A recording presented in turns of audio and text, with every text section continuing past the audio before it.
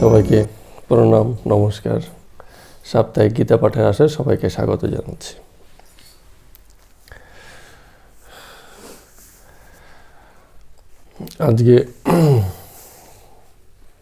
আজকে যা দিন, তাতে শ্রীকৃষ্ণ ভগবানের থেকে রাম ভগবানের কথা বেশি চলবে। হ্যাঁ, তো যাই হোক, আমরা একটু সেই আমাদের চিরচরিত যে কাজ, গীতার অনুসারী হয়ে শ্রীকৃষ্ণ ভগবানের কথা বলা, তাই আমরা স্বাভাবিক নিয়মে বলতে যাচ্ছি।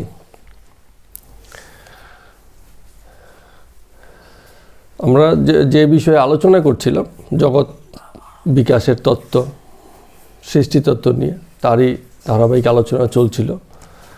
এর পরবর্তীতে আমরা সপ্তম অধ্যায়ের 15 নম্বর শ্লোক পড়তে যাচ্ছি। তার আগে আরেকটু আলোচনা রয়ে গেছে, একটু প্রাসঙ্গিক, তাই জন্য এইসব আলোচনাগুলো চলছে। তো আমরা বলেছিলাম সেই পরমেশ্বর, তারই দুটো বিভাব, পুরুষ এবং প্রকৃতি, এবং সেই প্রকৃতি নিয়ে কথা হচ্ছিল যে প্রকৃতিরই সৃষ্টিগুণ আছে, প্রসবিনীর ক্ষমতা আছে, তাই তিনি জগৎ সৃষ্টি করেছেন। সেই স্বরূপে সেই গুণের কারণ, আদি কারণ, যার কারণে জগৎ সৃষ্টি হয়েছে। তো এই প্রকৃতির গুণ আমরা 3টা বলেছিলাম, সত্য, রজতম, এবং এই সত্য, রজতম 3টের যে খেলা, সেটাকে আমরা বলেছি মায়া। এবং মায়া আবার সৃষ্টির কারণও বটে। একে আশ্রয় করে সৃষ্টিতত্ত্ব চলে। কথাগুলো এরকমভাবে হচ্ছিল। তো এখানে এসে আবার একটুখানি বলা হলো যে পরম যে ব্রহ্ম আছেন, তার প্রতিবিম্ব স্বরূপ হচ্ছে প্রকৃতি। কীরকম জিনিসটা এর আগে আমরা বলেছিলাম। উদাহরণ কিন্তু সবসময় একজ্যাক্ট যা বলতে চাওয়া হচ্ছে তাকে প্রকাশ করে না, তাও আমরা তারই আশ্রয় নিই। যেমন অনেক সময় আমরা বলি যে দূরের আকাশে চাঁদ আছে, সেই চাঁদ তো অনেক দূরে, আমাদের ধরাছোঁয়ার বাইরে, কিন্তু আমাদের এই যে পুকুরের জল, শান্ত স্থির পুকুরের জল, তাতে সেই চাঁদের ছায়া পড়ে। তখন কি মনে হয় চাঁদটা একেবারে আমাদের হাতের কাছে এসে গেছে, এবং সেই চাঁদটাকে আমরা চাইলে নাড়াতেও পারি। কীরকমভাবে? পুকুরের জলটাকে একটু ঢেউ খেলিয়ে দিন, দেখবেন যে চাঁদটা কি হচ্ছে, আস্তে আস্তে নড়ছে। কিন্তু এই যে চাঁদটা নড়ছে, এই চাঁদটা যেই চাঁদের প্রতিবিম্ব, সে কিন্তু নড়ছে না। তা আমাদের যখনই জগতে আমরা থাকি, আমাদের ক্ষমতা ওইটুকুনি, আমরা পুরুষের স্বরূপের কাছে আমরা পৌঁছতে পারি না, তাকে উদ্ধারের সুযোগ নেই। কিন্তু তার প্রতিবিম্ব স্বরূপ যে জগৎ প্রকৃতি, তাকে আমরা প্রভাবিত করতে পারি, বা মনে হয় যেন প্রভাবিত করতে পারি। আসলে প্রভাবিত করতে পারি কথাটাও বলাটা ঠিক নয়। ওই যে পুকুরের জলে চাঁদের ছায়ার মতো, সেই চাঁদের ছায়াটাকে, প্রতিবিম্বটাকে যেমন আমরা নাড়াতে চড়াতে পারি, তেমনই যেন মনে হয় এই পুরুষের যে প্রকৃতি স্বরূপ, তাকে যেন আমরা কোথাও না কোথাও আমাদের অস্তিত্বের মধ্য দিয়ে, আমি সবচেয়ে ভালো হবে যদি এই কথাটা বলি, যে আমরা যেন আমাদের অস্তিত্বের মধ্য দিয়ে তাকে স্পর্শ করতে পারি বা তাকে অনুভব করতে পারি, এইটুকুনি সম্ভবত পারি। এইভাবে আমাদের বলা হয়েছিল। আরেকটা কথা বলা হলো যে এই যে প্রকৃতি, তার যে দুটো ভাগ, মায়া এবং আরেকটা হচ্ছে অবিদ্যা, এগুলো সাংখ্য দর্শনের আলোকে বলা হচ্ছে। তো মায়ারও একটা মানে উচ্চতর গুণ আছে, সেটা হচ্ছে সত্যগুণে দাঁড়িয়ে আছে, শুদ্ধ সত্যগুণে দাঁড়িয়ে আছে মায়া। আর অবিদ্যা যেটা হচ্ছে, সেটা হচ্ছে রজ এবং তমগুণের প্রাবল্যে দাঁড়িয়ে আছে। ওটাকে একটু নিচু স্তর করা হচ্ছে। তাহলে মায়ার উচ্চতা মানে অনেক উপরে। আমরা প্রচলিত অর্থে মায়াকে যেভাবে দেখেছি, এই শব্দকে যেভাবে ব্যবহার করি, হ্যাঁ, যেমন অনেক সময় আমরা বলি মায়ায় ফেঁসে আছেন, কিন্তু এটা আমাদের দিক থেকে মায়া ফাঁসারই নাম। কিন্তু যদি আমরা তত্ত্বীয়ভাবে জানি, তাহলে সেক্ষেত্রে মায়াকে প্রকৃতির কার্যকারণের উপকরণ বা উপাদান হিসেবে আমরা এটাকে বলতে পারি। এই বিষয়ে আজকে একটু বিস্তারিত আলোচনাও আছে। তো এখন এই দেখুন কথাটা কত সুন্দরভাবে এসে গেল। আগে যে উদাহরণটা দিলাম, যে আমরা আকাশে একজন চাঁদ আছে, একটা চাঁদ আছে, তাকে আমরা ধরতে পারি না, ছুঁতে পারি না, অনেক দূরের বিষয়, আমাদের মানে বাইরে। তো কিন্তু ওই যে জলের চাঁদ যেটা আছে, জলের মধ্যে, পুকুরের শান্ত জলে যে চাঁদের ছায়াটা আমরা পড়েছে, যে প্রতিবিম্বটা পড়েছে, সেটা আমাদের খুব কাছাকাছি বলে সেটাকে আমরা একটা মানে সেই স্বরূপের প্রকৃতি মানে আমাদের কাছাকাছি স্বরূপ হিসেবে তাকে আমরা ঈশ্বর নামকরণ করেছি।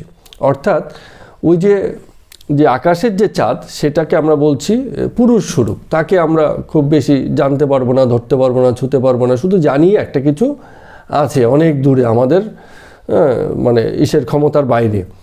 কিন্তু যেহেতু পুকুরের জলে সেই ছায়াটা পড়েছে, এটাকে আমরা দেখে বলছি এই তো দেখো ঈশ্বর, এবং এইটাই হচ্ছে ঈশ্বরের স্বরূপ। ঈশ্বরকে বলা হচ্ছে না যে পুরুষোত্তমের শক্তির প্রকাশ।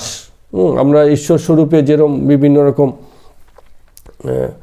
এই যে মূর্ত বা মূর্তির যে পুজো করি ঈশ্বর স্বরূপে, সেটা হচ্ছে সেই উদাহরণেরই নামান্তর। অর্থাৎ দূরের যে চাঁদ তাকে আমরা ধরতে পারি না, ছুঁতে পারি না, কিন্তু আমাদের কাছাকাছি যেহেতু ওই স্বরূপে আমরা তাকে দেখতে পেয়েছি পুকুরের জলে বা আয়নায় বা কারো চোখে, বা আমাদের চোখ দিয়ে যখন আমরা দেখতে পাচ্ছি মনে হচ্ছে যেন আমাদের খুব কাছে। তো আমাদের অস্তিত্বের খুব কাছাকাছি বলে আমরা একে ঈশ্বর নামকরণ করেছি। এইভাবে আমাদের মানে যেটা বিমূর্ত ছিল, যার অ্যাকচুয়াল কোনো অস্তিত্ব আমরা দেখতে পাই না বা ছুঁতে পাই না বা ধারণা করতে পাই না, তাকে আমরা মূর্তিতে বা মূর্ততায় এইটাকে অবলোকন করেছি বা দেখেছি। এভাবে এই কথাগুলো এসছে। তাহলে আমাদের যা সিদ্ধান্ত হলো, সিদ্ধান্তটা কি দাঁড়ালো, যে একটা হচ্ছে যে সচ্চিদানন্দ স্বরূপ ব্রহ্ম বা যাকে আমরা পুরুষোত্তম বলছি, তিনি আমাদের একেবারে ধারণারও বাইরে, কিন্তু তার উপাধি স্বরূপ, যেটা আমরা এই গেল দিনকে একটা কথা বলেছিলাম, তটস্থ স্বরূপ যেটা আছে, যার নাম রূপের খেলা আছে, যাকে মূর্ত করা যায়, যাকে কিছু দিয়ে গড়া যায়। আমরা বাড়িতে এই যে রাম মন্দির উদযাপন হয়েছে, রামের কীরকম একটা চেহারা দিয়েছে, এখন ফেসবুক পোস্টে কেবল ঘুরছে সেই চেহারাটা। তা আমি চেহারা দেখেও খানিকটাখানি কিরম যেন একটা মানে একবার তো মনেই হলো যে চেহারার মধ্যে এত মেয়েলি ভাব বা এত কোমলতা, যে যেন কোনো মেয়েরই কোনো স্ট্যাচু। আবার মনে হচ্ছে না না, ব্যাপারটা আসলে একটু আলাদা হবে। তার মানে যখনই আমরা একটা যা কিছু বিমূর্ত ছিল তাকে কোনো একটা চেহারায় রূপ দিয়েছি, তখন আমাদের কাছে বিভিন্ন জনের কাছে সেটা বিভিন্ন রকম অনুবাদ হতে শুরু করেছে, আমরা সেগুলোকে বিভিন্ন রকমে দেখতে শুরু করেছি। তো এগুলো আমি একটা এমনও পোস্ট পেয়েছি, সেই যে মানে প্রতিমাটা পাথরের বা ব্রোঞ্জের, আমি কিসের তৈরি আমি জানি না, সে তৈরি করেছে, তার প্রত্যেকটা জিনিস তৈরি করার পিছনে কারণগুলো আছে, বিভিন্ন অবতারের সেই প্রতীক সেই সব জায়গাতে কিন্তু উল্লেখিত আছে, তৈরি হয়েছে। যদি কাউকে দেখানোর সুযোগ থাকে দেখিয়ে দেবো ওখানে, এরমভাবে এসছে। তার মানে একটা কিছু বোঝাতে চেয়েছে। একজ্যাক্ট এই কথা বলা যাচ্ছে না যে এই যে আমরা যে মূর্তিটা গড়েছি সেই মূর্তির মধ্যে রামই আছেন বা রাম দেখতে ঠিক এমনই ছিলেন, বিষয়টা তা না। আমরা এটা ওই চাঁদের মতো, দূরের যে চাঁদ সে অ্যাকচুয়াল রাম ছিল, কিন্তু আমরা যেটা বানিয়েছি সেটা হচ্ছে আমাদের জলের চাঁদ, যেটা আমাদের এই মন্দিরে বা আমাদের যে গৃহ বা আমাদের যে প্রার্থনার ঘর বা অযোধ্যার যেখানে বসানো হয়েছে। বোঝা গেল ব্যাপারটা? উদাহরণটা হচ্ছে অনেকটা এরকমভাবে এসছে, বুঝতে পারছো? একদম স্থির, যেন মন দিয়ে শুনছে।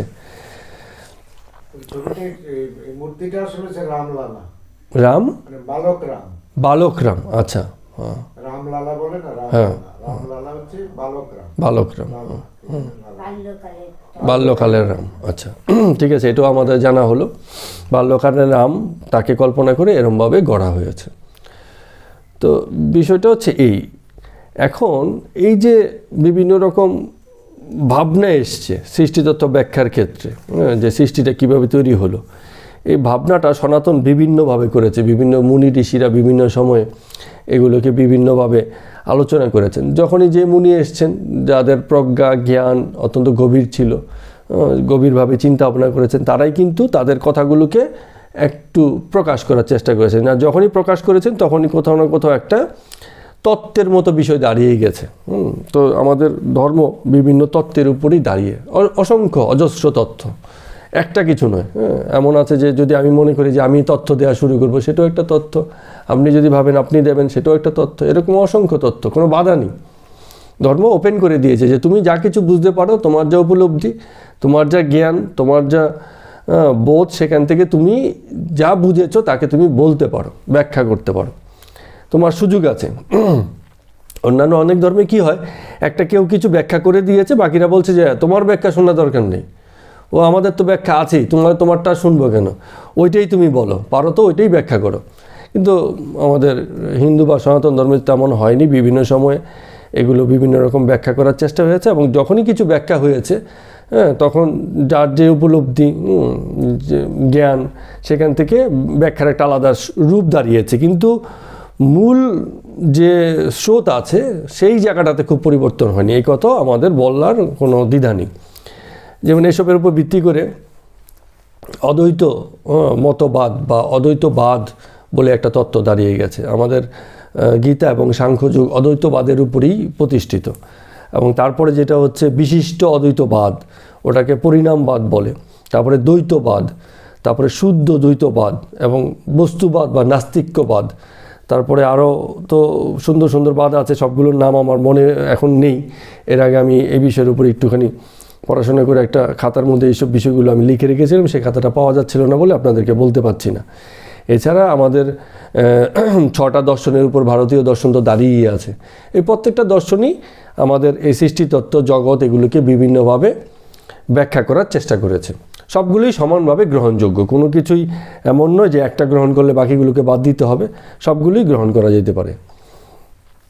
তো এটা এখন প্রথমে অদ্বৈতবাদ সম্পর্কে যদি বলি, শঙ্করাচার্যের অদ্বৈতবাদ, সেখানে পুরুষ এবং প্রকৃতি রূপে এই সৃষ্টিতত্ত্বকে ব্যাখ্যা করা হয়েছে। যেটা আমরা সবসময় বলেছি যে এক পুরুষোত্তম আছেন, একজন নয়, এক পুরুষোত্তম আছেন। তো সেই পুরুষোত্তম নিজেকে দুরূপে প্রকাশ করেছেন। একটা হচ্ছে পুরুষ এবং কি হচ্ছে প্রকৃতি রূপে। পুরুষ রূপে নির্বিকার, স্থির, অচঞ্চল, অজেয়, অজর, কত রকমভাবে তার গুণের কথা বলা হয়েছে। আর প্রকৃতি রূপে হচ্ছে পরিণামী, বিভিন্ন রকম ফল দিচ্ছেন, জগৎ সৃষ্টি করছেন, স্বরতত্ত্বের মাধ্যমে জগৎকে বিকশিত করেছেন। এটা হচ্ছে আমাদের অদ্বৈতবাদ বা পুরুষ প্রকৃতিবাদের থেকে এই আলোচনাগুলো এসছে, যেগুলো আমরা ভরপুর আলোচনা করেছি এসব নিয়ে। আর বিশিষ্ট অদ্বৈতবাদ হচ্ছে, এটা আমাদের বেদান্তের কিছুটা মূল সুরের সাথেও যায়, কোনোটাই পার্থক্য না, সবই একই জিনিসই।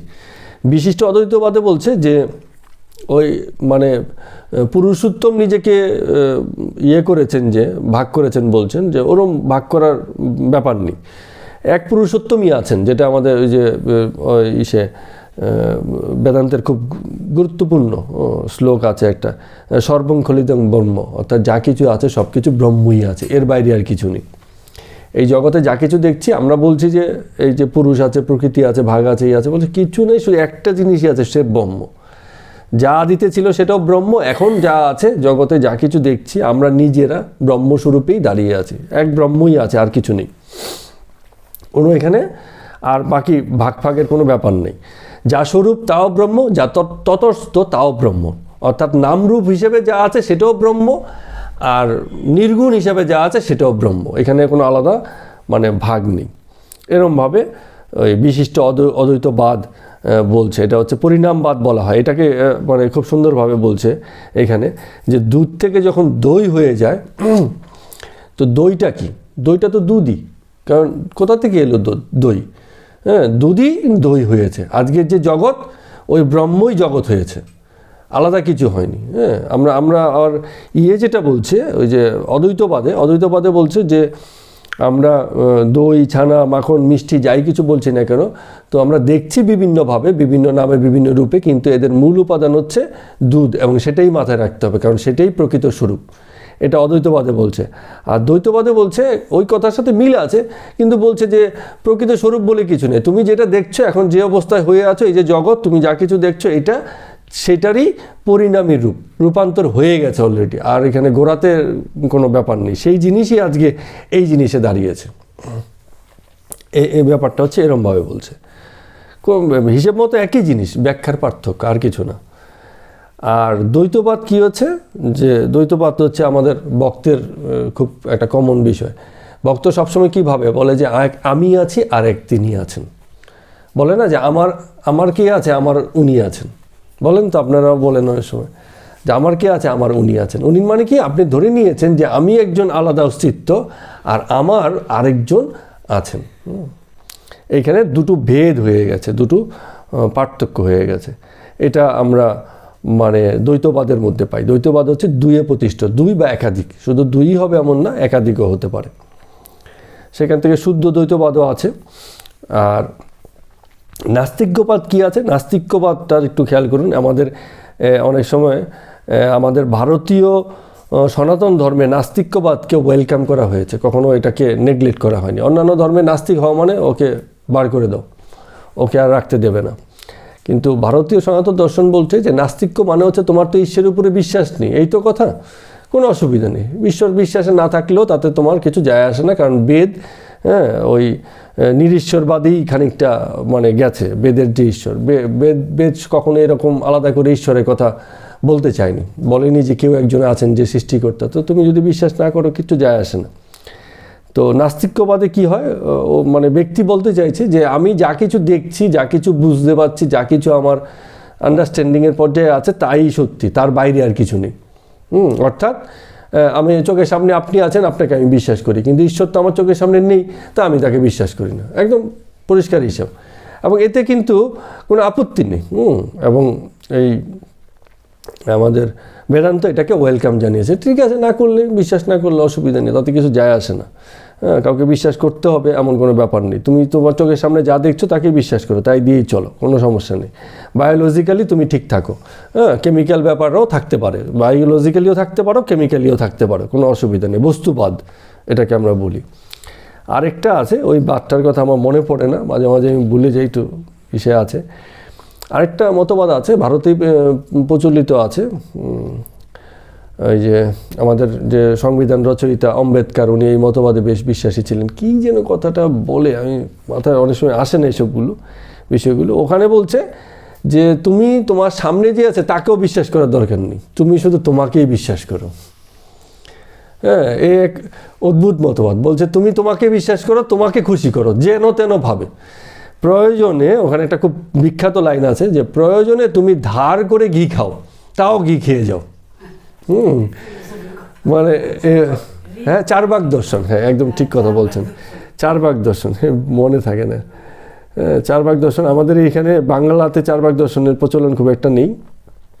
চারবাক দর্শনে কি করেছে, বলছে যে তুমি তোমাকে হ্যাপি করো, এবার বস্তু বাধ্য, ঈশ্বর বাধ্য, তোমার সামনের লোক বাধ্য, তুমি খুশি হতে পারছো কিনা, তোমার একটাই জন্ম, একটাই জীবন, ভরপুর আনন্দ করে যাও।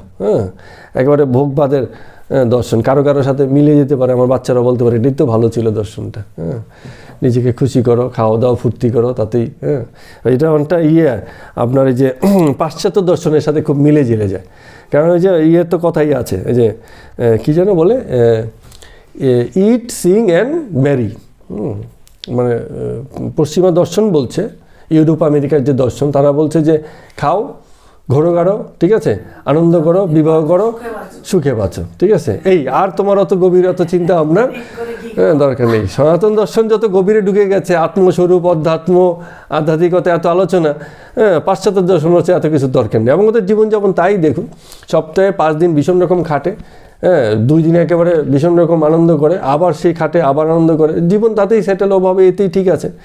কিন্তু মুশকিলটা কোথায় হয়েছে, তাদের সাইকোলজিক্যালি ডিফেক্টিভ লাইফ হয়েছে। যখন মানুষ শুধু এই বাইরের আচরণেই মনে করে যে আমি নিজেকে সুখী করে তুলছি বা হ্যাপি করে তুলছি, একসময় বাইরের আচরণগুলি কিন্তু বোর হতে শুরু করে, বিরক্তিকর হয়ে যাবে। ডেলি এত পরিশ্রম তার ভালো লাগে না, এত আনন্দ তার ভালো লাগে না, এত খাওয়াও ভালো লাগবে না। আপনাকে প্রত্যেক বেলায় যদি ভালো খেতে দেওয়া হয়, একসময় আপনার অরুচি এসে যাবে, বলে না এত ভালোর দরকার নেই, আমার একটু খারাপেরও দরকার আছে, তবে কি আমার ভালোটা ভালো লাগবে। তো এই যে একটু অন্তর্মুখিতা, এটা ভারতীয় দর্শন ভীষণভাবেই মানে দেখেছে। চারবাক দর্শন আমাদের জন্য খুব বেশি মানে গ্রহণযোগ্য হয়নি। কিছু লোক আছে এই দর্শনে বিশ্বাসী, স্বার্থপরতা তাদের মধ্যে আছে, যে ঠিক আছে ধাট করেও ঘি খেয়ে যাবো, সে ঠিক আছে। আমি তো এরকম অনেককেই জানি, এবং তারা বিভিন্ন সময় ধার দেনা করে বিভিন্ন রকম করে সম্পদ গড়েছে, এই করেছে সেই করেছে, সব পরের উপরে করেছে, এবং এর মধ্যেই চলছে। তার মধ্যে পাওনাদার এসে কখনো মারে ধরে, এমন অবস্থা, তারপরেও সে ভালো আছে, হ্যাপি আছে, তার হয়েছে, এতেই সে আনন্দ। যেমন আমাদের লোন করে গাড়ি করার মতো, ঠিক আছে, গাড়ি তো চড়ছি বটে, আরাম তো হচ্ছে বটে, কিন্তু মাথায় তো একটা চিন্তা, আমার তো লোন মেটাতে হবে, হ্যাঁ, এইসব বিষয় আছে। এই আইফোন যারা ব্যবহার করে ভারতে, মানে আইফোন যত বিক্রি হয়, আইফোন দামি ফোন, আমি তো কখনো যাই না, ওরা জানবে হয়তো। তো এই আইফোনের মতো দামি ফোন ভারতে যে বিক্রি হয় তার অনেক অনেক অংশই বিক্রি হয়, মানে হয়তো আমি এক্স্যাক্ট সংখ্যা বলতে পারছি না, ধরুন 80% ফোন বিক্রি হয় শুধুমাত্র ইএমআইতে। ইএমআই মানে হচ্ছে ওই যে সেই একবারে কিস্তিতে কিনবে, তারপরে ধীরে ধীরে মেটাতে শুরু করবে। তো একটা অদ্ভুত ব্যাপার, এত দামি একটা জিনিস, হ্যাঁ, এটাকে ভোগের জায়গাটা কোথায়? সক্ষমতার জায়গাটা তৈরি হয়নি, কিন্তু ভোগের জায়গাটা তৈরি হয়ে গেছে। ব্যাপারটা হচ্ছে এরকম, যদি ধরুন 50,000 টাকা হয় দাম, এখন একজন ব্যক্তির 50,000 টাকা দিয়ে জিনিসটা কেনার ক্ষমতা নেই, কিন্তু সে প্রতি মাসে 3,000 বা 5,000 করে দেওয়ার ক্ষমতা রাখে, সেই জায়গা থেকে মানে কিনেছে। কিন্তু হওয়া তো উচিত ছিল যে আমি যতক্ষণ সক্ষম না হব সেই জিনিসের ব্যবহারই আমার জীবনে থাকবে না। কিন্তু আমাদের ভোগবাদিতা বা এই যে ঘি খাওয়ার মতো ব্যাপার, যে ধার করো অসুবিধা নেই, আইফোন আমার চাই, অসুবিধা নেই, এ হচ্ছে বিষয়। তো এগুলো আমাদের সনাতন ধর্ম কখনো এই ভোগবাদিতাকে সাপোর্ট বা সমর্থন করেনি। তো এখন একটা খুব যেই জিনিসটা বলছিলাম, যেহেতু আমাদের গীতা নিয়ে আলোচনা হচ্ছে, গীতাতে এই দুইয়েরই কিন্তু আলোচনা আছে, অদ্বৈতবাদের আলোচনাও আছে, বিশিষ্ট অদ্বৈতবাদের আলোচনাও আছে। হ্যাঁ, দুইকেই নিয়েছে, কারণ এখানে বিভেদের কিছু নেই। আমি আবারও বলছি, ভাগটা আমি করছি, যখন আমি বলছি অদ্বৈতবাদ একটা, বিশিষ্ট অদ্বৈতবাদ একটা, তখন আমি বলছি বলেই ভাগ হচ্ছে, তাহলে বিষয়গুলো কিন্তু একই আছে। তারপরেও একটা ভাগ আছে, যেমন কি ভাগ আছে একটুখানি আলোচনা সাপেক্ষে এখানে একটু বলে দিই। অদ্বৈতবাদে যেটা বলছে যে ব্রহ্ম সত্য, জগৎ মিথ্যা, বলছে ব্রহ্মই সত্য আর এই যে জগৎ যে আছে মিথ্যা। আমাদের রামকৃষ্ণদেব ঠাকুরও তাই বলেছেন, বলে এক কথায় বলুন অদ্বৈত মানে ইসে কি, আধ্যাত্মিকতা কি, বলছে ব্রহ্ম সত্য, জগৎ মিথ্যা, এটা জানাই হচ্ছে আধ্যাত্মিকতা। অর্থাৎ কেন্দ্রে যা আছে, আমার অন্তঃস্থিত যা আছে সেটাই সত্যি, আর জগতে যা কিছু আমরা দেখছি সবই হচ্ছে মিথ্যা, এগুলোকে ত্যাগ করো। রামকৃষ্ণদেবের মতামত ছিল একটা এরকম, যে এইসবের দিকে যেও না। আর পরিণামবাদ বা বিশিষ্ট অদ্বৈতবাদ কি বলছে, যে সর্বং খলিদম ব্রহ্ম, সব কিছুই তো ব্রহ্ম, তুমি গ্রহণই করবা কি আর ত্যাগই করবা কি, সবই তো ব্রহ্ম, এরকমভাবে ব্যাখ্যা করছে। পার্থক্য এই জায়গাটুকুর মধ্যে, একই জিনিস কিন্তু কেন্দ্রে যে ব্রহ্ম আছে সে দুইকেই স্বীকার করেছে। এই জগৎকে বলছে মিথ্যা, আর এই জগৎকে বলছে মিথ্যা টিথ্যা বলার কিছু নেই, জগৎ জগতের মতো থাক, কোনো অসুবিধে কিছু নেই। আর অদ্বৈতবাদে মানে ক্রমটা করা হয়েছে পরমেশ্বর, সেখান থেকে পুরুষ, প্রকৃতি এবং মায়া, তারপরে ঈশ্বর, তারপরে হচ্ছে জগৎ। আর বিশিষ্ট অদ্বৈতবাদে কি আছে, যে গোড়াতে আছে ব্রহ্ম, এই জগৎও ব্রহ্মই। ওইটাকে একটা উদাহরণ দিয়ে আমরা বলেছিলাম, অনেক আগে থেকে এই কথাগুলো বলছিলাম, সেটা হচ্ছে এক কি বলে এটাকে, মাকড়সা। মাকড়সা কী করে, তার জালটা কোথা থেকে তৈরি করে, তার নিজের শরীর থেকেই, নাভি থেকে তার জালের উৎপত্তি হয়। তো এত বড় জাল তৈরি করে ফেলছে, মাকড়সা জালের জন্য যাওয়া যাচ্ছে না, কিন্তু কি সেই মাকড়সা তার শরীর থেকেই এই জাল হয়েছে, বাইরে থেকে জাল আনেনি। তো এখানে বিশিষ্ট অদ্বৈতবাদ এই কথাটাই বলছে এই যে জগৎ তৈরি হয়ে গেল মাকড়সার জালের মতো এত বিশাল জগৎ, এটা মূলত সেই মাকড়সা থেকেই তৈরি হয়েছে। মাকড়সা আর মাকড়সার জাল আলাদা কিছু নয়। দইটা যে হয়েছে দুধ থেকেই হয়েছে, আলাদা কিছু নয়। দুধটাই দই হয়ে গেছে। একদিন যেটা দুধ ছিল, মানে নির্গুণ ছিল, অপ্রকাশিত ছিল, তাই আজকে প্রকাশিত সগুণ হয়েছে। ওই জিনিসটা আর নেই, ওখান থেকে এই পরিবর্তনটা হয়ে এখানে দাঁড়িয়ে গেছে। এরকম পার্থক্যটা এরকমভাবে বলছে। আর অদ্বৈতবাদে বলছে এই জগৎটা হচ্ছে নামরূপের খেলা। তুমি এখানে যা কিছু দেখছো সব নাম, রূপ, অস্তিত্ব, চিহ্ন, স্থূলতা এসবের মধ্যে দাঁড়িয়ে আছে। এই নামরূপের খেলাই চলছে, জগৎ মানেই তাই। আর ওই যে ইসে যেটা বলছে, জগৎ হচ্ছে মানে ওই সেই ব্রহ্মের হচ্ছে স্থূল প্রকাশ। এটাকে অলিক বলা যায় না, যেহেতু প্রকাশিত হয়েছেন তিনি, এই জগৎটাকে অস্বীকার করার উপায় নেই। যে তিনিই তো এই জগৎ হয়েছেন, তাহলে কাকে অস্বীকার করব? তার পূর্ব অস্তিত্বকে নেব আর বর্তমান অস্তিত্বকে নেব না, তা হতে পারে না। এটা নিয়ে অত মানে অলিক বা এটা কল্পনা বা এটা মোহ, এটা মায়া, জগৎ মানে মায়া, এইসব বলা দরকার নেই, এরকমভাবে পার্থক্য করছে। আর অদ্বৈতবাদে যেটা বলছে, তাহলে জগৎটা যে মায়া বলছেন, এটা গ্রাউন্ডটা কী কারণে বলছেন? ও বলছে যে জগৎটা যে আমরা দেখছি, যেহেতু নামরূপের খেলাটা আমাদের মধ্যে চলছে, আমরা জগৎটাকে ঠিকঠাক বুঝতে পারছি না। জগতের মতো আছে ঠিক, কিন্তু আমরা বুঝতে ভুল করছি। এই যে বুঝতে ভুল করছি, এটাকে বলছে বিবর্তবাদ। মানে আমরা যা দেখছি তাকে সঠিক দেখছি না, আমরা যেভাবে দেখছি সেটা সঠিক নয়। যেমন আমরা যে সিনেমা বা মুভি থিয়েটারে গেলে চোখের সামনে কি দেখি? মারামারি হচ্ছে, গান হচ্ছে, নাচানাচি হচ্ছে, কত মানে একদম জ্যান্ত মনে হয় মনে হয় না? আর এখন তো ডিজিটাল মুভিগুলোতে এত জ্যান্ত, এত সাউন্ড, হ্যাঁ, একটা পিন পড়া শব্দ সেখানে শোনা যাচ্ছে এবং কত পিকচার ক্লিয়ার, যেন একেবারে সত্যি সত্যি দেখছি। কিন্তু সেখানে কি আছে? কিছুই নেই। পর্দা আর আলো ছাড়া কিছু আছে? পর্দা, আলো আর সাউন্ড সিস্টেম ছাড়া কিছু নেই। তো এই অদ্বৈতবাদ বলছে তুমি এই জিনিসটাকে বুঝো। তুমি তো ভাবছো সব কিছু তোমার সামনে জ্যান্ত চলছে, কিন্তু আসলে কিন্তু জ্যান্ত নেই। এখানে শুধু পর্দা, আলো আর শব্দের খেলা চলছে। কিন্তু তুমি কি ভাবছো যে এই যা কিছু হচ্ছে চোখের সামনে হচ্ছে, সব সঠিক এবং সব বাস্তব? হ্যাঁ, এটা হচ্ছে অদ্বৈতবাদ প্রত্যেক ক্ষেত্রে এই কথাটা বলছে, যে তুমি এটার আসল ব্যাপারটাকে জানো বা বোঝার চেষ্টা করো, না হলে তুমি মোহগ্রস্ত হয়ে থাকবে।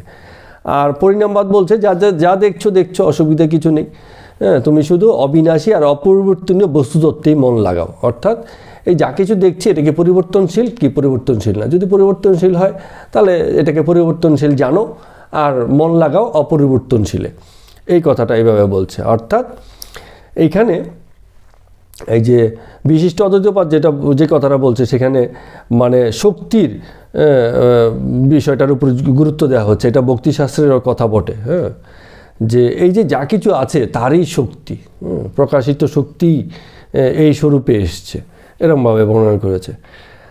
আর আরেকটা খুব মজার জিনিস আছে যে অদ্বৈতবাদে যেটা বলছে যে প্রকৃতি আর পরমেশ্বর যে আছে তারই তো বিভাব, কিন্তু বিভাব হলেও এইখানে কোথাও কিন্তু একটা জড়তা আছে, কোথাও একটা স্বাধীনতা আছে। এটা একটা খুব সুন্দর জিনিস এখানে উল্লেখ করেছে। যেমন আমরা অনেক সময় এই কথাটা সবসময় বলি যে আমাদের যা কিছু অস্তিত্ব সব কিছু যেন কেউ আমাদের নাড়াচ্ছে, মানে চালাচ্ছে, এই কথাটা বলি না? আমাদের সবই তো তারই খেলা, তারই লীলা, আমার তো কিচ্ছু করার ক্ষমতা নাই, তিনিই আমাকে দিয়ে করাচ্ছেন, এসব কথাগুলো বলি তো। তো অদ্বৈতবাদ বলছেন না, তিনি সব কিছু করাচ্ছেন না, তুমিও করছো। তিনি একটা সিস্টেম বা ব্যবস্থা করেছেন বটে, কিন্তু একটা স্বাধীনতাও তোমাকে দিয়ে দিয়েছেন। তুমি ভালো হবে কি মন্দ হবে, কি মাঝারি থাকবে, কি করবে কি করবে না, এই স্বাধীনতাটা তোমার দিয়ে দিয়েছে। উনি তোমাকে গড়েছেন বটে, কিন্তু গড়েছেন স্বাধীন করে, যে তুমি এবার করো, দেখি কি তুমি কি করো। ফলে এখানে পুরুষ স্বরূপে যিনি আছেন তিনি দ্রষ্টা হয়ে গেছেন, মানে তিনি কেবল দেখছেন, কিছু করছেন না। এটা এক ধরনের ব্যাখ্যা। আর বিশিষ্ট অদ্বৈতবাদ বলছে যে না, তিনি কোনো দেখাদেখির মধ্যে নেই, যা কিছু হচ্ছে তিনিই করাচ্ছেন। তোমার কল কাটি নাড়া থেকে শুরু করে চোখ খোলা, চোখ বোঝা, সব কিছু তারই হচ্ছে, মানে তারই কর্ম হচ্ছে। তুমি স্বাধীন সত্তা নও। তো অদ্বৈতবাদ বলছে তোমার অস্তিত্বে কোথাও না কোথাও একটা স্বাধীনতা আছে। এই স্বাধীনতা তিনি দিয়েছেন, কারণ তিনি দ্রষ্টা স্বরূপ, আর বাকিটা হচ্ছে মুক্ত। আর পরিণামবাদে বা বিশিষ্ট অদ্বৈতবাদে বলছে যে না, তিনি দ্রষ্টা স্বরূপ না, সব কিছু তিনিই হচ্ছেন, তিনিই করছেন, তার স্বরূপেই সব কিছু চলছে। আজকের যে তিনিই আমি হয়েছি, এখানে অন্য কেউ নেই, এক তিনিই আছেন। বারেই বলছে এক তিনিই আছেন। এইভাবে মানে বিষয়গুলোকে খুব সুন্দরভাবে ব্যাখ্যা করেছে। আলোচনা গভীর, কিন্তু এত কঠিনও নয় যে একদম বোঝা যাবে না, হ্যাঁ, খানিকটা বোঝাও যাচ্ছে। এবারে আমাদের একটু আলোচনার ভিতরে আমরা ভক্তিশাস্ত্রে যাই, অল্প একটুখানি আলোচনা করব। আর একটুখানি ভক্তিশাস্ত্রে, তো এইটা খুব একটা ব্যাপার ছিল ভক্তিশাস্ত্র। যেমন অদ্বৈতবাদ, বিশিষ্ট অদ্বৈতবাদ ভক্তিশাস্ত্রে এসে এই কথাগুলোকেই তাদের ভাষার মধ্যেকে অন্যভাবে প্রকাশ করেছে, যেটা আমাদের এই যে গৌরাঙ্গ মহাপ্রভু এবং গৌরীয় মঠের মাধ্যমে যে প্রচারণাটা চলেছে, তারা ভক্তিশাস্ত্রেরই মূলত আসলে প্রচার করেছে। তারা আবার এটাকে মানে বিভিন্নভাবে ব্যাখ্যা করেছে, কিন্তু ব্যাখ্যা আলাদা হলেও মিল আছে। মিলটা কিন্তু কখনো ছড়ে যায়নি। সনাতন হিন্দু ধর্মে যে যাই কিছু নতুন তত্ত্ব নিয়ে এসছে, নতুনভাবে বোঝানোর চেষ্টা করেছে, গৌতম বুদ্ধও কিছু বলার চেষ্টা করেছেন, কিন্তু সব কিছুরই আধার কিন্তু একই জায়গাতেই আছে, সেখান থেকে সরে যায়নি। একেবারে নতুনত্ব কিছু হয়নি, কারণ হওয়া সম্ভব নয়। হ্যাঁ, নতুন কিছু হবে না, যা হবে তারই বিভিন্ন ব্যাখ্যা, তারই বিভিন্ন বোধ বা উপলব্ধি। তো ভক্তিশাস্ত্রে এসে বলছে যে শক্তি, এই যে ঈশ্বরের যে শক্তির কথা বলছি, যে সেই শক্তি হচ্ছে 3 রকম। ওটা আমরা আগে থেকেই জানি। যেমন ঈশ্বরকে বলা হয়েছে কি সচ্চিদ আনন্দ স্বরূপ। সদ আছে, চিদ আছে, আনন্দ আছে, এই 3-এর সমন্বয়ে ঈশ্বর বা পরমেশ্বর। এখন বলা হয়েছে যে অন্তরঙ্গ চিৎ শক্তি যেটা আছে, অন্তরঙ্গ মানে হচ্ছে একেবারে আমাদের অন্তরে চিৎ বা চৈতন্য শক্তি যেটা আছে, এটা হচ্ছে তার একটা শক্তি। এই শক্তিতেই জগৎ চলছে। মানে 3টে শক্তির কথা বলছে। আমরা তো ঈশ্বরকে শক্তিমান হিসেবে জানি, যে তিনি হচ্ছেন শক্তিমান, তার এতগুলো শক্তি আছে, তার মধ্যে 3টে শক্তির কথা খুব পরিষ্কার বললো এখানে, যে একটা চৈতন্য শক্তি আছে ভিতরে ভিতরে, তার মানে এটা সূক্ষ্ম, এটা বাইরে থেকে খুব একটা দেখা যাবে না। আর একটা হচ্ছে তটস্থ জীব শক্তি, এটা আমরা গেল দিনে আলোচনা থেকে বুঝতে পারবো। তটস্থ মানে হচ্ছে ওই যে নাম রূপের খেলা, একটা পরিচয়, একটা উপাধি দেওয়া হয়েছে স্থূল স্বরূপে, এবং এটা জীবের মধ্যে আছে, সকল প্রাণের মধ্যে, জীবের মধ্যে তটস্থ ক্ষমতা আছে, তটস্থ গুণ আছে। তার মানে তার একটা, যেমন আমরা মানুষ দেহ ধারণ করার কারণে আমাদের কিছু ক্ষমতা আছে বা শক্তি আছে, সেটি তটস্থ শক্তি, সেখান থেকে এসছে, কিন্তু যে স্থূল রূপে এসছে বলে আমরা ধারণ করে আছি বলে সেই শক্তির আমরা অধিকারী, তটস্থ শক্তি।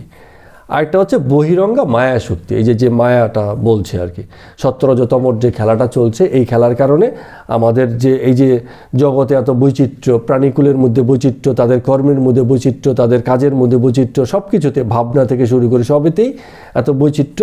এবং এই বৈচিত্র্যের কারণে, বৈচিত্র্যটা কেন? কারণ এটা জীবনে প্রভাবিত করে, এবং এই শক্তি স্বরূপেই আমরা, বা শক্তির আধারেই আমরা কাজ করছি। তো এই জন্য এই 3টে শক্তিকে আমরা মানে ঈশ্বরের শক্তি হিসাবে ধরে নিতে পারি। খুব ভালো কথা, আগের যে কথাগুলো সেগুলো কি এইভাবে ব্যাখ্যা করেছে। আর প্রথমে যেটা ছিল সচ্চিদানন্দ স্বরূপ যেই শক্তিটা, সেই শক্তিটাকে বলা হয়েছে অনুসন্ধানী শক্তি, যেটা আমাদের মধ্যে আছে, প্রত্যেকটা মানুষের মধ্যে। এই কারণে সনাতন কথাটাকে বলা হয়। কেউ যদি ধরে নিন, কথার কথা বলছি, তোমরা বাচ্চারা শোনো, ধরো একটা দ্বীপের মধ্যে একজন মানুষই আছে, তো তার তো আর জানার কিছু নেই, কার কাছ থেকে শিখবে, কাকে জানাবে, জেনেই বা কাকে বোঝাবে? কিন্তু তারপরেও সে অনুসন্ধান করবে। যেমন আমরা ছোটোবেলায় ট্রেজার আইল্যান্ড বলে একটা গল্প পড়েছিলাম, ওই একটা নাবিক মানে সমুদ্রে যখন জাহাজ ডুবে গেছে, সে ভাসতে ভাসতে ভাসতে ভাসতে একটা দ্বীপে গিয়ে উঠেছে, এবং সেখানে সে অনেক বৎসরকাল, মানে সে ইয়াং বয়সেও সেই দ্বীপে গিয়ে পৌঁছেছে, একদম বৃদ্ধ বয়স অবধি সেই দ্বীপে, মানে 20 বছর 25 বছর এমন একটা সময় সেখানে কিন্তু একা বসবাস করেছে। তো যখন সে একা থাকতো, রাতের বেলা যখন তার কিছু করার থাকতো না, তখন সে রাতের আকাশের দিকে তাকিয়ে নানান রকম কথা ভাবতো এবং কল্পনা করতো, এবং তার কাছে মনে হতো যে চারপাশে যেন সেই কল্পিত চরিত্ররা যেন এসে ঘোরাঘুরি করছে। একা, কিন্তু তারপরও তার ভিতরে এই কল্পনা শক্তিটা আসতো। কেন আসতো? কারণ তার ভিতরে এই অনুসন্ধানী শক্তিটা রয়ে গেছে। সে চাক বা না চাক, তার ভিতরে এই জিনিসের খেলা কিন্তু চলবে। আপনারাও দেখবেন, আমরাও অনেক সময় এই জিনিস দেখি, যখন একা একা বসে থাকি, বিভিন্ন রকম ভাবনা চিন্তা, বিভিন্ন প্রশ্ন জিজ্ঞাসা, নানান বিষয়ে আমাদের এইসব ভাবনা চিন্তাগুলো কিন্তু আসতে থাকে। তাহলে এই যে অনুসন্ধানী গুণটা, এটা ওই সচ্চিদ আনন্দ স্বরূপেরই কারণে আমাদের মধ্যে অন্তঃস্থিত আছে। অর্থাৎ আমরা সন্ধানী হয়েছি। সৎ মানে কি? অস্তিত্ব, যার অস্তিত্ব আছে। তো যার অস্তিত্ব আছে সে অনুসন্ধানী হবে, সে কিছু না কিছু খুঁজবে। এককোষী অ্যামিবাটাও কি করে? এক জায়গাতে থাকে না, সে তার পদ তৈরি করে এক জায়গা থেকে আরেক জায়গায় সে মুভ করে। তো একটাই মাত্র কোষ, তার তো যাওয়া আসার দরকারই নেই, কিন্তু তারপরেও কিন্তু সে মুভ করে, কারণ সে অনুসন্ধান করতে চায়। এরমভাবে হয়েছে। আরেকটা হচ্ছে চিদংশে সম্বিত।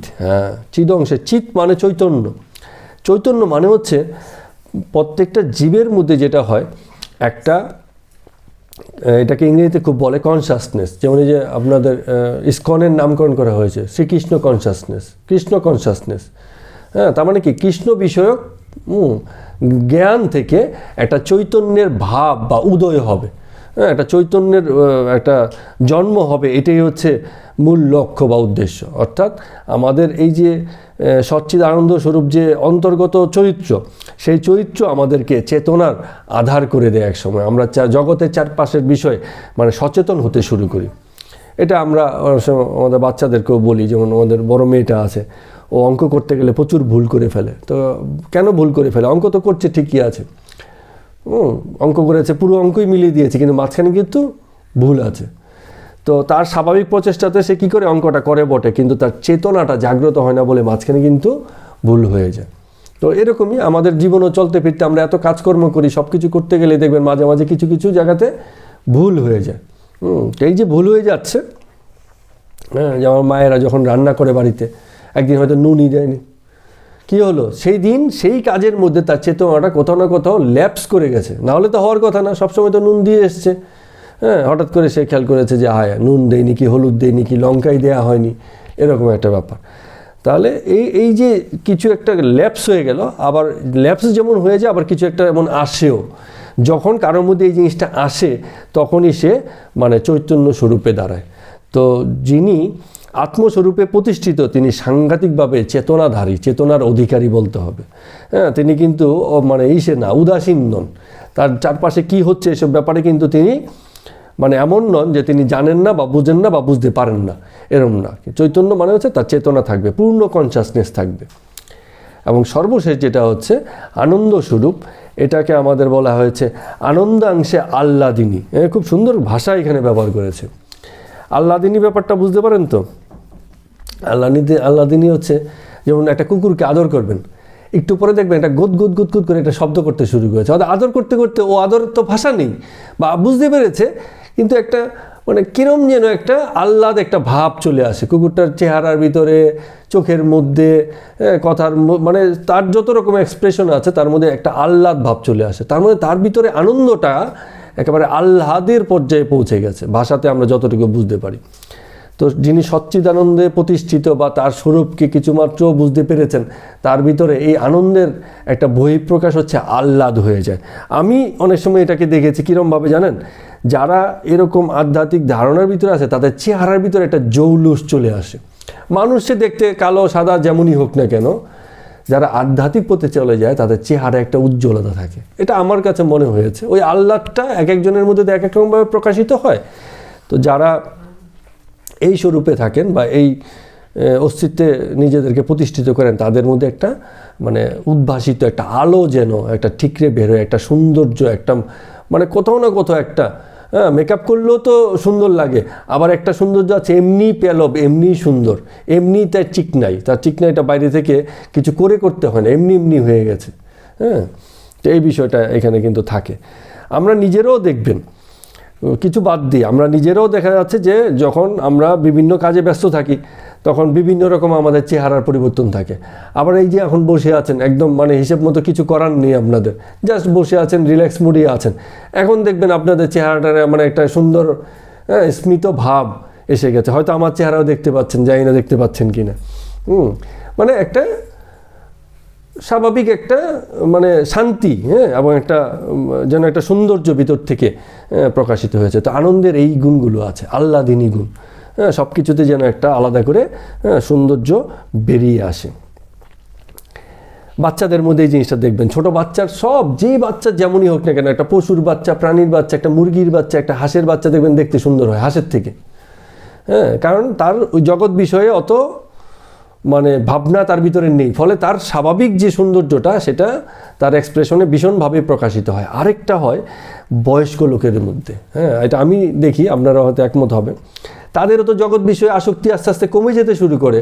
যত বয়স হতে শুরু করে মানুষের চেহারা সৌন্দর্য আবার ফিরে আসতে শুরু করে, সেই বাচ্চাদের মতো একটা খুশি ভাব, একটা আহ্লাদ ভাব, একটা সৌন্দর্য যেন ভিতর থেকে আসে। আমি সেদিনকে মেয়েদেরকে বলছিলাম যে এক বাচ্চাদের আর এক বয়স্কদের অভিনয় করতে শেখাতে হয় না, তারা যা করে তাতেই অভিনয় হয়ে যায়। কারণ কি, ন্যাচারাল, খুব বেশি ন্যাচারাল।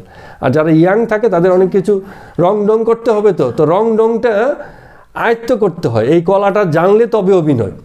কিন্তু যারা বয়স্ক আর যারা বাচ্চা আছে তাদের রং ডং দেবে, তারা যা করে তাতেই যেন বিষয়টা মানে অভিনয়টা স্বতঃস্ফূর্ত হয়ে যায়। তো বিষয়টা হচ্ছে এরমভাবে ব্যাখ্যা করেছে। তো সচ্চিদানন্দ যে স্বরূপটা আছে, এইভাবে ভক্ত কিন্তু এরকমই হয়। ওই যে বলে না ভক্তের লক্ষণ কি, এসবই ভক্তের লক্ষণ। সচ্চিদ আনন্দ স্বরূপে তার যে প্রকাশগুলো আছে, তার অনুসন্ধানী গুণ থাকতে হবে, তার চেতনা থাকতে হবে, তার আহ্লাদিনী ভাবটা থাকবে, তবে গিয়ে আমরা চিনতে পারবো, তার সাথে কথা বলে বুঝতে পারলাম তার এত বিষয়ে এত জ্ঞান, চেতনা এবং আহ্লাদ এত সুন্দর যে তাকে একজন ভক্ত বলে আমরা তাকে মানতে পারি। শুধু নাম জপ, তিলকধারী এগুলোও লক্ষণ বটে, লক্ষণ বলবো না, আরও অনেক আচরণ থাকতে পারে, এগুলো ভক্তের লক্ষণ। সেগুলো বহি লক্ষণ, বাইরে থেকে, কিন্তু ভিতরকার লক্ষণ হচ্ছে এইসব থেকেই এই ভক্তিশাস্ত্রে এগুলোকে ব্যাখ্যা করা হয়েছে। তার মানে কি, দেখুন, যতই যাই কিছু বলি না কেন, সেই অন্তরের যে ব্রহ্মস্বরূপ যে শক্তির কথা বলছি, তাকে কিন্তু কেউ আলাদা করেনি, অদ্বৈতবাদও আলাদা করেনি, তাকে অন্তরে রেখেছে। বিশিষ্ট অদ্বৈতবাদে বলছে আলাদা করবো কি, সেই তো এই হয়েছে। আর ভক্তিশাস্ত্রে ওইভাবেই এই জিনিসটাকে ব্যাখ্যা করা হয়েছে যে সচ্চিদানন্দ স্বরূপ যার মধ্যে প্রকাশিত তিনিই ভক্ত। একদম খুব খুব সুন্দর কথা। এখানে কোনো মানে ম্যানিপুলেট করা বা কাউকে ফেভার দেয়া বা ফেভার না দেয়া এইসব কোনো ব্যাপার কিন্তু সেসব জায়গাতে নেই। খুব সুন্দরভাবে ব্যাখ্যা করা হয়েছে। তো এটাকে একটা উদাহরণ দিয়ে যদি বলি, খুব সুন্দর উদাহরণ বলছে যেন ভক্ত আর ঈশ্বরের মধ্যে মেলবন্ধনটা কোথায়, যেন একটা অগ্নি আর একটা হচ্ছে অগ্নিকণা, স্ফুলিঙ্গ যাকে বলে। ওই যে দেখবেন শীতকালে অনেক সময় কি করে, আগুন জ্বালিয়ে মানুষ করতে থাকে না, তো এই আগুনের ভিতর থেকে ছোট ছোট ফুলকো মানে অগ্নিকণা বা এটাকে স্ফুলিঙ্গ বলি, উঠতে উঠতে উঠতে উঠতে গায়ে পড়ে, অনেক সময় কাপড় টাপড়ে পড়লে ফুটুও হয়ে যায়। তো এই যে স্ফুলিঙ্গ বা অগ্নিকণা যেটা আছে সেটা মূলত অগ্নি নয়, এটা কম ক্ষমতা, দহন ক্ষমতা হয়তো কম থাকবে, সাময়িক থাকবে, একটুক্ষণের জন্য থাকবে, কিন্তু তার জন্মটা হয়েছে সে অগ্নি থেকেই। তো ভক্ত আর ঈশ্বরের সম্পর্ক হচ্ছে, ঈশ্বর হচ্ছে সেই অগ্নি আর ভক্ত হচ্ছে সেই অগ্নিকণা। তারই গুণ কিন্তু হয়তো সীমিত বা অনুরূপে আছে, ক্ষুদ্র রূপে আছে, কিন্তু তারই গুণ, তিনি হয়েছেন ভক্ত, ঈশ্বরের গুণ নিয়েই তবে ভক্ত। কত সুন্দরভাবে ব্যাখ্যা করলো দেখুন। আর মায়া শক্তির ব্যাপারে যে কথাটা বারবার বলছিলাম, একই জিনিস, মায়াটাকে বলা হয়েছে কি, এই কথাটা খুব একটা ভালো সর্বশেষ কথা যেটা বলতে চাইছি, যে প্রকৃতি আর মায়ার মধ্যে পার্থক্যটা কি। এখানে ভক্তিশাস্ত্র কি বলে, ভক্তিশাস্ত্র বলছে, তুমি বলছো তো প্রকৃতি মায়া, ভক্তিশাস্ত্র প্রকৃতিকে ধরেছে সৃষ্টির উপাদান হিসেবে, বলছে সৃষ্টি যে হলো তার উপাদান হচ্ছে প্রকৃতি, আর মায়াটা হচ্ছে কি নিমিত্ত কারণ। ওই যে ঈশ্বরের ইচ্ছে কথা বলছি, ইচ্ছে, হ্যাঁ, ঈশ্বর ইচ্ছে করেছেন বলে তো জগৎটা বিকশিত হয়েছে, এই ইচ্ছেটাকে বলছেন মায়া। তার মানে ঈশ্বরের মধ্যেই কি আছে, মায়া। এই কারণে তাকে মায়াধীশও বলা হচ্ছে বা ঈশ্বরের শক্তিও বলা হচ্ছে। এরকম বিভিন্নভাবে টেকনিক্যাল টার্ম, কিন্তু এগুলোই শাস্ত্রের বিষয়, এইভাবে বিভিন্নভাবে এই শাস্ত্র ব্যাখ্যা করেছে। তো গীতা পাঠ করতে গিয়ে এইসব জিনিসগুলো আমরা এইখানে এই সুযোগে জেনে নিলাম। আজকের মতো গীতা পাঠ আমরা এখানেই শেষ করছি। সবাইকে প্রণাম এবং নমস্কার।